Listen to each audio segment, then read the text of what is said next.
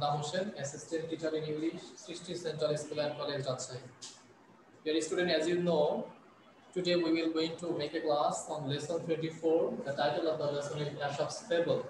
তোমরা কিন্তু জানো তোমাদের পড়ার যে ফিচার দেওয়া আছে সেখানে আজকে ডেট অনুসারে lesson 24. This is the first lesson for our third semester examination. And this is the very first class with you after second semester examination. So I hope you will enjoy the class. So let's start.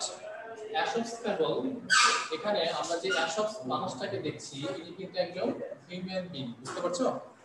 এ হচ্ছে একজন মানুষ এবং মজার ব্যাপার হচ্ছে সে ছিল একজন Greek slave. আমি প্রথম যে কথাগুলো বলছি সেগুলো হচ্ছে Aesop's সম্পর্কে। তোমরা কি বুঝতে পারছো আমার কথা? শোনা যাচ্ছে? Yes sir, বুঝতে পারছি। Yes sir. যে কথাগুলো বলছি সেগুলো একটু নোট করো। I hope you will it will help you. ফেবলটা আমরা এই কারণে পড়ি, আমরা অ্যাশপস ফেবলগুলোকে অনেকগুলো গল্প আছে এই অ্যাশপের।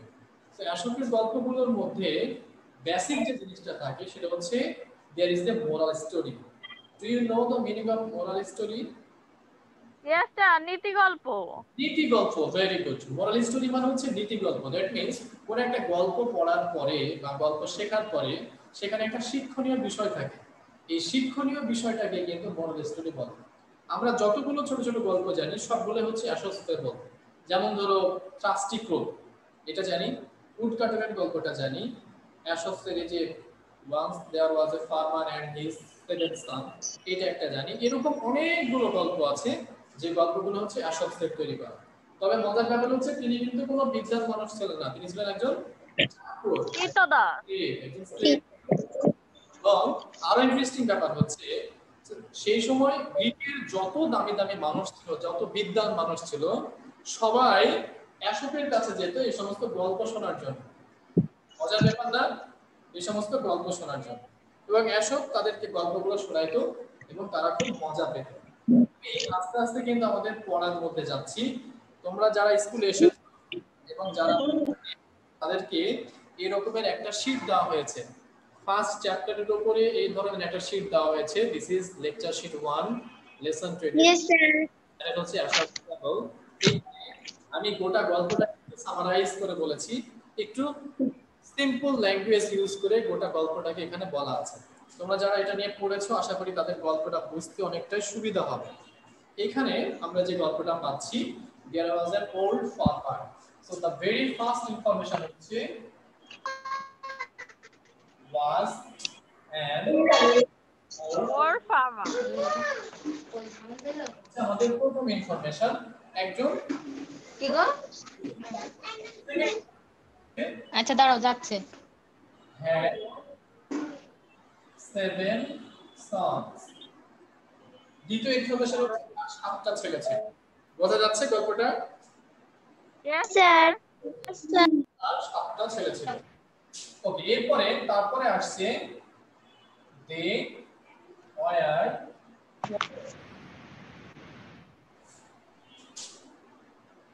all day long. তারা সারাদিন সব সময় কিন্তু ঝগড়া করত। তো এখানে আমি তিনটা ইনফরমেশন দিয়েছি। These three informations are highly important to understand the story. গল্পটা শোনার জন্য এই ইনফরমেশনগুলো তোমাদের জরুরি। বাট আমরা যে ফার্মারটাকে দেখি, he was an educated man. সে কিন্তু একজন মানে জ্ঞানী মানুষ ছিল। তো সে তার বাচ্চাদেরকে নিয়ে চিন্তা করত। আফটার সাম ডেজ পরবর্তী যে ইনফরমেশনটা পাবো সেটা হচ্ছে সে একটা চিন্তা করলো যে কিভাবে আমার এই ছেলেদের মাঝে ফ্রেন্ডশিপ নিয়ে আসা যায়, কিভাবে তাদেরকে আমি এই ঝগড়া থেকে বিরত রাখতে পারি। তো এর জন্য সে তৈরি করলো কি একটা বুদ্ধি আনলো, যে বুদ্ধিটা হচ্ছে he ordered his servant to bring a bundle of 7 sticks. সে তার সার্ভেন্টকে বলল make a bundle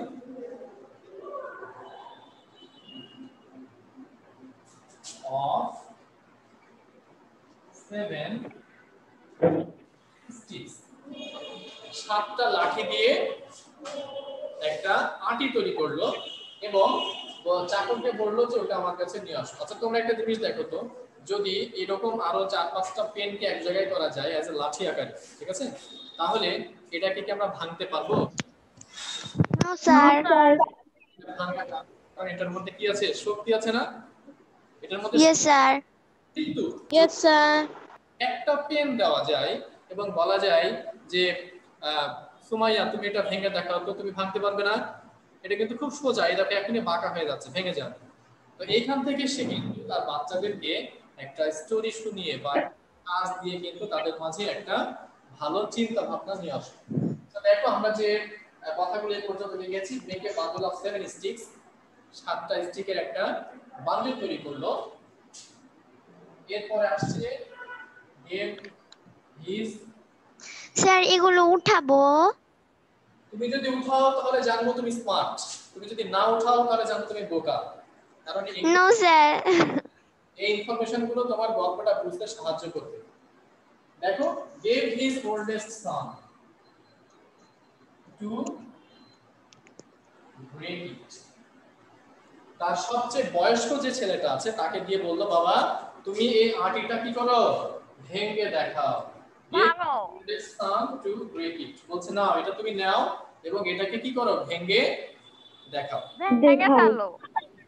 তাহলে আমরা জানতে পারছি এরপরে যেটা বলছে সেখানে যাব, সে তার ওল্ডেস্ট সানটাকে ভাঙতে পারবে না, তারপরে তার চেয়ে যে ছোট তাকে দিবে, এইভাবে করতে করতে 7টা ছেলেকেই এই বান্ডিলটা দেওয়া হবে এবং 7জনই কিন্তু ফেল করবে, কেউ কিন্তু ভাঙতে পারবে না।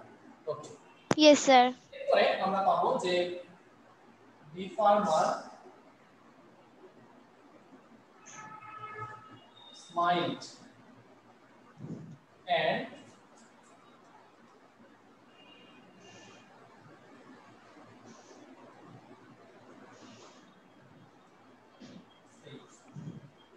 সেই ফার্মারটা এটা দেখে হাসলো এবং বলল, কি বলল?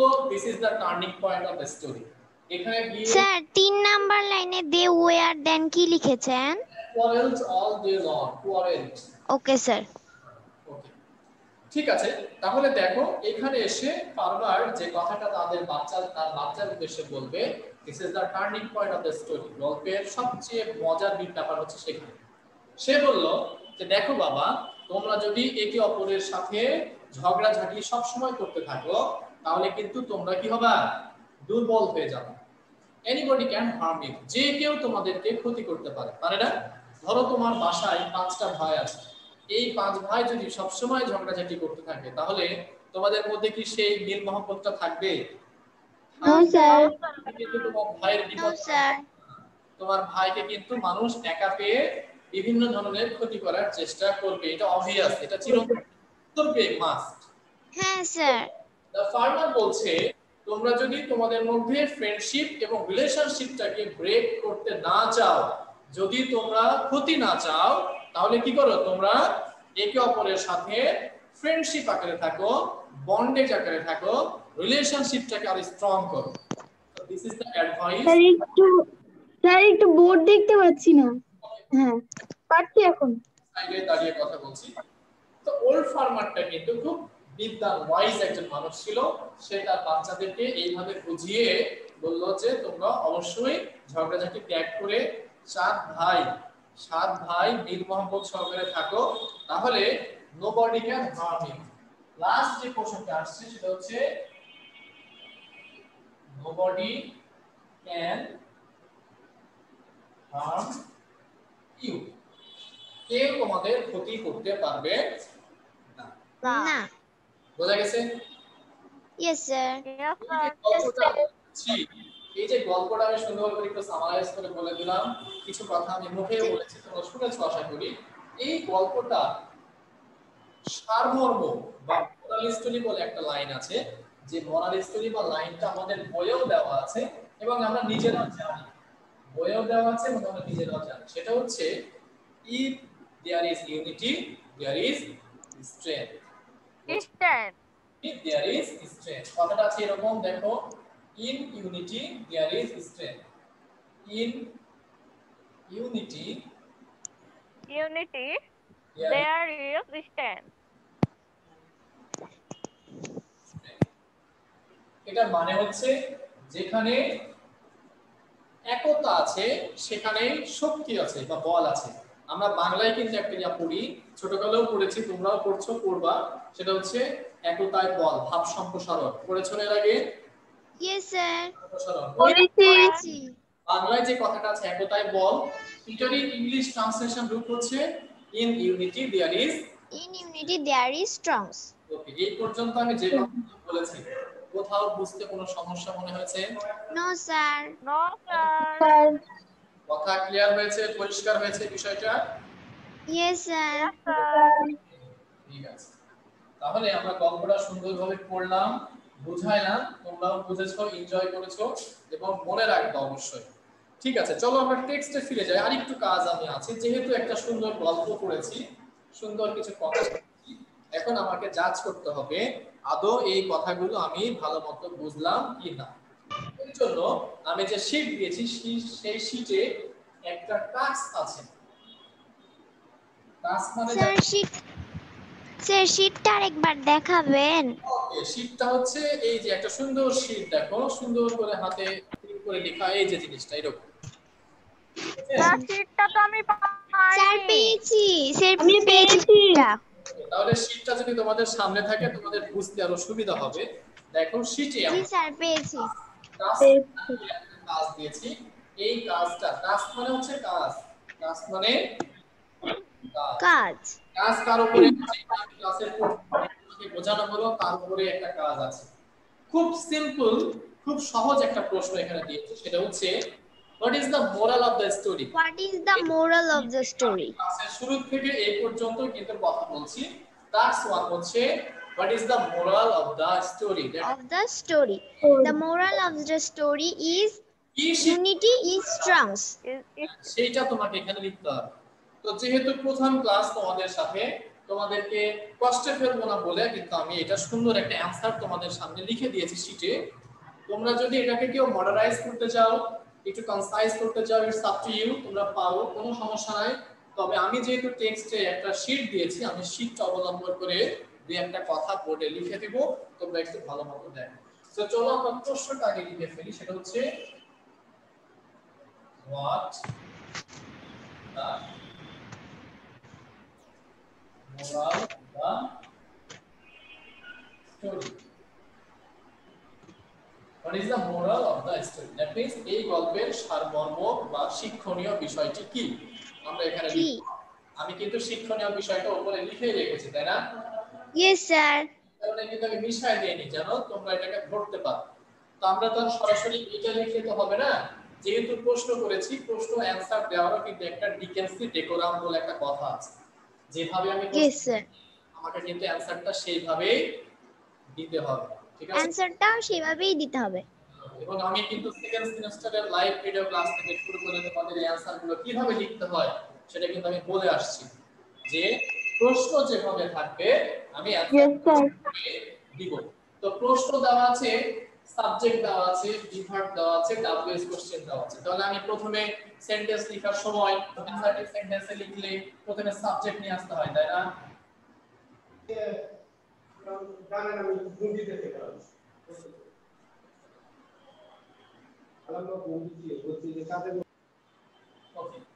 দেখো the moral of the story is, এই যে কথাটা আমি লিখেছি এটা কিন্তু আমার প্রশ্নে দেওয়া আছে। That means I am taking the help from the question.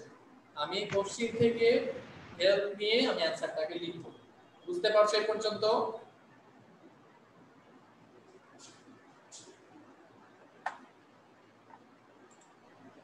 Okay, so চলো, the moral of the story is, the moral of the story is, আমরা এই কথাটা লিখব।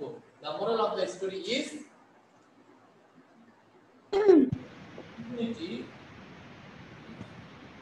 is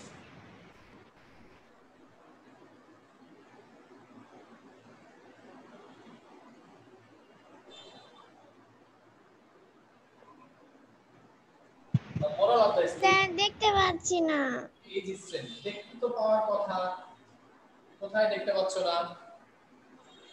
এবার দেখা যায়? স্যার এখন দেখতে পাচ্ছি। ওকে, ইয়েস স্যার। একটু পেশেন্স রাখতে হবে, আমি তো লিখছি, আমার জন্য যদি একটু লেখা ঢেকে যায় একটু ওয়েট করতে হবে। তো দেখো আমরা কিন্তু আমাদের অ্যানসারের মোটামুটি প্রায় শেষ করে ফেলেছি, তবে এতটুকু লিখলে তো আর ক্লাস 6 এর অ্যানসার হবে না, তাই না? আমাদের একটু বিস্তারিতভাবে লিখতে হবে, একটু বড় করে লিখতে হবে। তো এই বড় করে লেখার জন্য এই প্রশ্নের অ্যাসোসিয়েট যে বিষয়গুলো আছে সেগুলো স্যার আপনি তো লিখেই দিয়েছেন। হ্যাঁ আমি লিখে দিয়েছি, কারণ প্রথম ক্লাস তাই এমনও হতে পারে। স্যার আপনি তো শীটে লিখে দিয়েছেন। হ্যাঁ আমি তো লিখে দিয়েছি তোমাদের বাড়িতে পড়ার জন্য, তোমরা যেন এটা হ্যাঁ এবং aগামী প্রশ্নগুলো যেন এইভাবে লিখতে পারো তার জন্য একটা মডেল করে লিখে দিয়েছি। আগামী দিন থেকে ইয়েস স্যার। আগামী দিন থেকে তোমরাই লিখে দিবা আমাকে, ঠিক আছে? ওকে ওকে স্যার। তো এখানে আমি শীটে বলেছি we should not break our relationship with our near and dear ones। সুন্দর একটা কথা আমি বানিয়ে দিয়েছি, we should not break our relationship from our near and dear ones। এটার মানে হচ্ছে আমাদের আমাদের কাছে যারা আছে, আমাদের পাশে যারা আছে তাদের কাছে আমাদের সম্পর্ক ভাঙাটা ঠিক না, এটা হচ্ছে এটা Bangla. we should not break our relationship with our near and dear ones। আমাদের উচিত হবে না আমাদের নিকটাত্মীয় এবং কাছের মানুষদের থেকে সম্পর্ক ছিন্ন করা। বোঝা গেছে? Yes sir. তো চলো জি স্যার। এই লাইনটাকে লিখে দিই, যারা শীট পায়নি তাদের উপকার হবে। We should not break our relationship with our near and dear ones. break our relationship with near and dear ones। near and dear ones। So this is the ultimate answer of the question। এই প্রশ্নের সবচেয়ে ভালো সুন্দর answer হচ্ছে এরকম ভাবে লিখতে হবে। এটা আমি এজ এ মডেল আকারে তোমাদের সামনে রাখলাম। তোমাদের পরীক্ষায় বলো অথবা যে কোনো জায়গায় যদি কোনো প্রশ্ন লিখতে আসতে হতে পারে সেক্ষেত্রে তোমরা এভাবে একটু ব্যাখ্যা বিশ্লেষণ করে স্যার তাহলে ভালো হয়। বলো স্যার আপনি তো শীটে আর একটু বড় করে দিয়েছেন, বাকি অংশটুকু দিতে হবে না? দরকার নাই। We should maintain strong relationship. If you do so, one ones can make harm to us. এতটুকু দিতে হবে না? হ্যাঁ তুমি যদি মনে করো যে আমার জন্য বড় হয়ে যাচ্ছে তাহলে তুমি না দিলেও এই দুই লাইন দিলেই হবে। যারা বেশি লিখবে তাদের জন্য এটা ওকে স্যার। এমন হতে পারে কেউ যদি আমার এই সেন্টেন্সটা না নিয়ে নিজে থেকে কিছু দিতে চায় সেটাও দিতে পারে, এটাও সে ওয়েলকাম। বেশি লিখলে তো সমস্যা নাই, ওকে স্যার। লিখলে সমস্যা, ঠিক আছে? জি স্যার। ঠিক আছে ওকে নেক্সট আমরা একটু যাই। তো বলো এই প্রশ্নটার অ্যানসারটা লিখলাম, এটাতে বুঝতে কি কোনো সমস্যা আছে? No sir. ওকে ও স্যার। মহুয়া তুমি শুনতে পাচ্ছ আমাকে? ইয়েস স্যার শুনতে পাচ্ছি।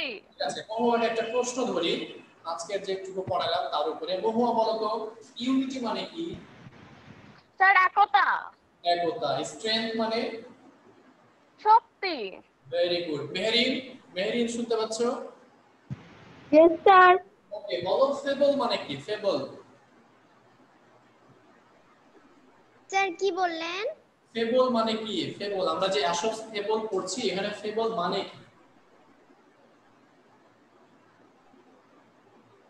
স্যার আমি বলি। স্যার আমি বলি। স্যার বলবো। আর কেউ বলবে? স্যার আমি বলি। স্যার আমি বলি। স্যার আমি বলি।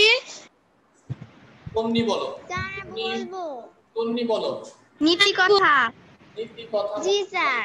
শুধু নীতি কথা না, নীতি কথামূলক গল্প, এক প্রকারের ছোট গল্প যে গল্পগুলোর মধ্যে মোরাল স্টোরি থাকে, শিক্ষণীয় বিষয় থাকে, সেই গল্পগুলোকে বলে ফেবল। বোঝা গেছে? Yes sir. ভেরি ঠিক আছে। তো আমরা দেখো আমাদের সুন্দর একটা প্রশ্ন শেষ করে ফেলেছি।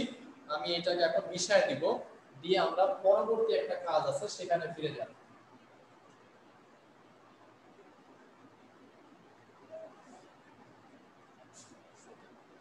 সো আমাদের শীটে আমি টাস্ক 2 নামে আরো একটা কাজ লিখেছি। দেখো টাস্ক 2 এক নাম্বার শেষ, এবারে আমরা 2 নম্বরে যাব। টাস্ক 2 এ আছে right 5 simple sentence explain what you mean by in unity there is strength।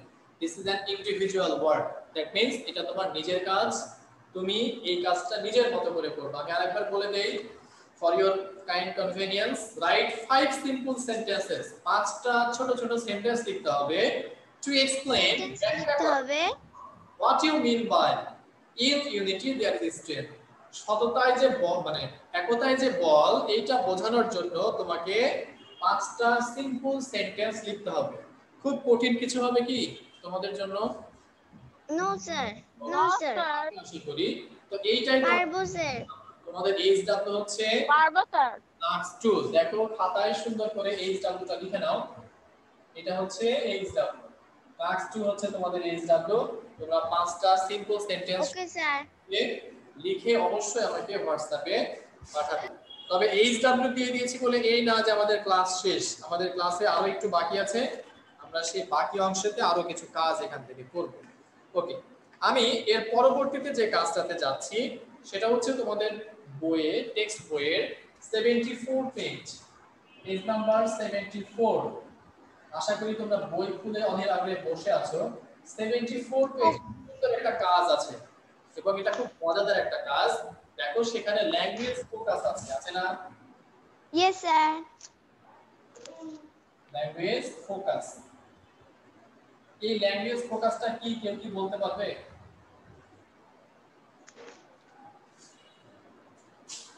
বলো তো ল্যাঙ্গুয়েজ ফোকাসটা আসলে কি জিনিস, ওইখানে কি বিষয় নিয়ে আলোচনা আছে? কারো কোনো আইডিয়া আছে? মনে হয় নাই। ঠিক আছে, আমি স্যার ভাষা প্রয়োগ। স্যার আমি বলতে পারবো। বলো। ভাষা প্রয়োগ। ভাষার প্রয়োগ। ওকে, ইয়েস স্যার। অনুবাদ করেছে, সে বলছে যে এটা ভাষার প্রয়োগ। ঠিক আছে, চলো আমি আরেকটু পরিষ্কার করে বলি। ল্যাঙ্গুয়েজ ফোকাস হচ্ছে এমন একটা বিষয়, কোন একটা গল্পের মধ্যে একটা ওয়ার্ড বিভিন্ন ভাবে ব্যবহার হতে পারে না? বিভিন্ন ভাবে ইয়েস স্যার। এখন এই সমস্ত ওয়ার্ডের ব্যবহারের উপর ভিত্তি করে কোথাও কোথাও এটার মানে পরিবর্তন হয়, কোথাও কোথাও এটার সামঞ্জস্যতাও পরিবর্তন হয়। যেমন ধরো এখানে দুইটা ওয়ার্ড নিয়ে কাজ আছে, একটা আছে আনটাই, একটা আছে টাই।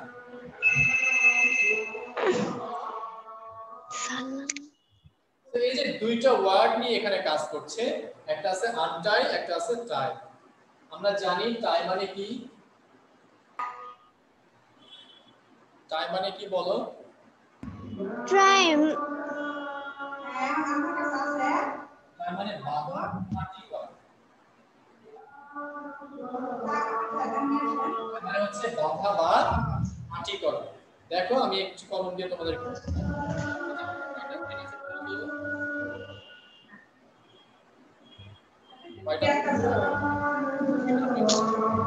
এখন দুইটা পেনকে যদি আমি একত্রিত করতে চাই তাহলে একটা রাবার দিয়ে নিশ্চয়ই এটাকে বাঁধবো, এভাবে বাঁধবো না?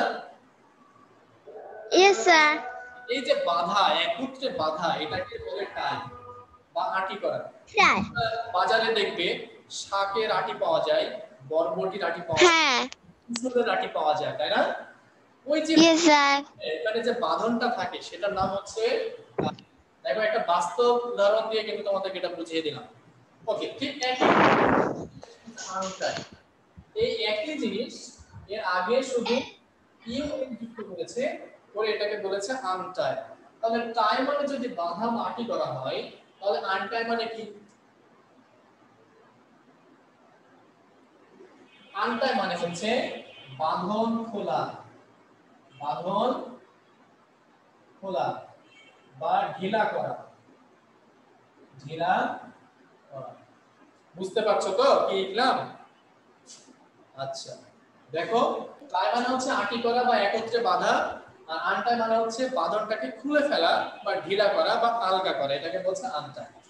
আমি যে বিষয়টা নিয়ে যেতে চাচ্ছিলাম সেটা হচ্ছে এই যে টাইয়ের আগে একটা ইউএন যোগ করেছি না? সুন্দর করে দেখো তো। Yes sir. এই ইউএন এর মানেটা কি? এই ইউনিটি মানে একত্রে। ইউএন মানে একত্রে। ও ভুল হয়েছে।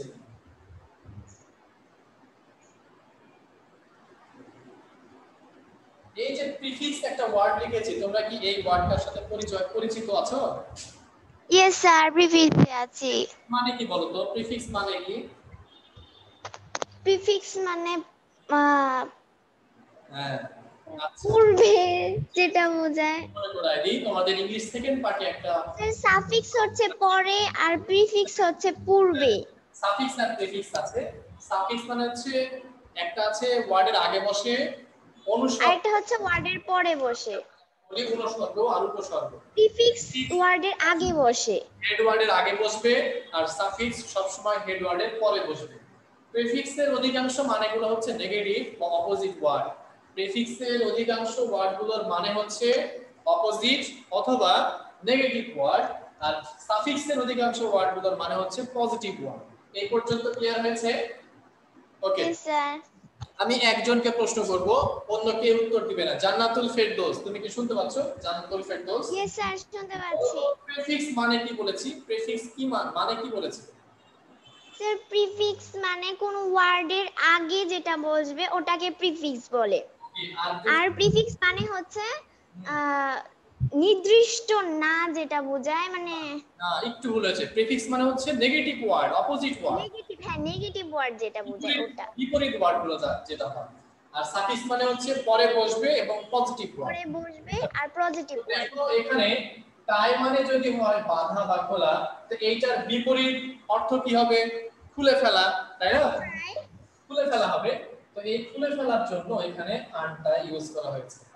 মিন্স টাই মানে হচ্ছে বাঁধন দেওয়া বা একসাথে আটি করা, আর এটাকে যদি আমরা খুলে ফেলি বিপরীত কাজ করি তাহলে হবে আনটা। এরকম অনেকগুলো আছে, আন, ইন, ইর, হ্যাঁ, ইন, এগুলো সবই হচ্ছে আমাদের প্রিফিক্স, এবং যেগুলো দ্বারা আমরা কি করি? নেগেটিভ ওয়ার্ড তৈরি করি। অনেকগুলো আছে, যেমন ধরো আই এম আছে, আই এম আছে, আই এন আছে, আই আর আছে, আই এন আছে, ঠিক আছে? এই ওয়ার্ডগুলো আমরা ওয়ার্ডের আগে ইউজ করি। যেমন ধরো ইন, পসিবলের আগে যদি আই এম যোগ করি তাহলে কি হবে?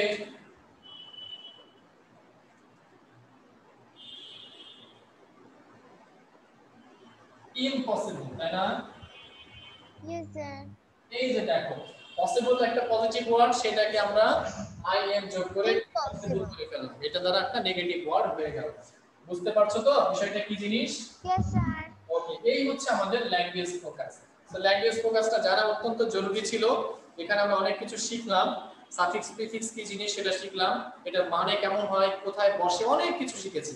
আমি এখন একটু প্রশ্ন করব, করে তোমাদের ক্লাসটা মোটামুটি শেষ করব। খুব সংক্ষেপে দুই একটা প্রশ্ন করব। ওকে, রাশিদা, রাশিদা শুনতে পাচ্ছ?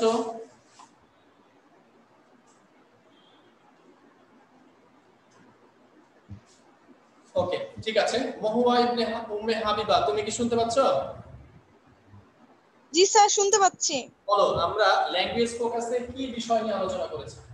স্যার একটু লেট হয়ে গেছে, সরি। ওকে, সরি। ল্যাঙ্গুয়েজ ফোকাসটা তাহলে তুমি মিস করেছো। ল্যাঙ্গুয়েজ ফোকাস নিয়ে আমরা আলোচনা করেছিলাম। এটা জান্নাতুল ফেরদৌস, তুমি কি বলতে পারবে কি নিয়ে আমরা ল্যাঙ্গুয়েজ ফোকাস আলোচনা করেছি? জি স্যার, বলতে পারবো। বলো, তাড়াতাড়ি বলো। স্যার ল্যাঙ্গুয়েজ ফোকাসে একটা ওয়ার্ডের অনেকগুলো মানে হয়, ওটা নিয়ে আলোচনা করেছি। আলোচনা করেছি, এবং সেখানে আরো দুইটা বিষয় শিখেছি, সেটা হচ্ছে সাফিক্স সম্পর্কে শিখেছি এবং প্রিফিক্স সম্পর্কে। ওকে ওকে, ভেরি গুড, ঠিক আছে। সো ডিয়ার স্টুডেন্ট, বলো আজকের ক্লাসের উপরে তোমাদের কি কোনো প্রশ্ন আছে বা কোনো বিষয় জানতে আছে, এমন কিছু আছে? না স্যার, কোনো প্রশ্ন নেই। সম্পূর্ণ বোঝা গেছে? হ্যাঁ। কোনো প্রবলেম নাই তো নাকি? না স্যার। তোমরা কি এইচডব্লিউ টা তুলেছো? এইচডব্লিউ কি দিয়েছি সেটা কি খাতায় তুলেছো? জি স্যার। ওকে, ঠিক আছে। তাহলে এইচডব্লিউ টা অবশ্যই করবা এবং ছবি পাঠাবা, সেগুলো আমি দেখব। তো ঠিক আছে, ভালো থাকো সবাই, সুস্থ থাকো। আগামী আবার দেখা হবে আশা করছি। সেই পর্যন্ত সকলেই সুস্থ থাকো। আসসালামু আলাইকুম ওয়া রাহমাতুল্লাহ। ভালো থাকো সবাই।